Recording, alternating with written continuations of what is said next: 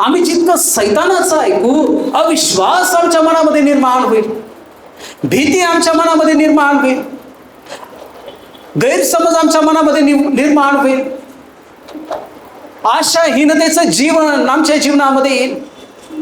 पण जर आम्ही आमचे कान देवाच्या वचनाकडे लावले, आणि ते कधी लावण्याची गरज आहे?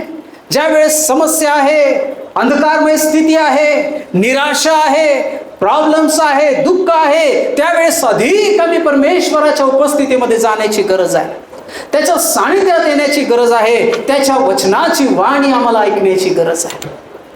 आम्ही अनेकदा अशाच वेळेस देवाच्या वचनापासून दूर जातो की ज्या वेळेस आम्हाला प्रभूच्या वाणीची गरज आहे, त्याची वाणी आरोग्य देणारी आहे, त्याची वाणी बरं करणारी आहे, त्याची वाणी शांती देणारी आहे, त्याची वाणी आशीर्वादित करणारी आहे, त्याची वाणी सर्पगाच्या भयातून मुक्तता देणारी आहे.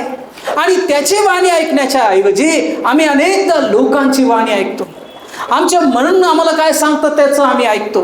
कधी कधी सैतानाच्या वाणीकडे आम्ही लक्ष देतो आणि आम्ही घाबरून जातो. आणि म्हणून देवाचं वचन आम्हाला सांगतं की आम्ही आमच्या कानाची सुनता करण्याची गरज आहे.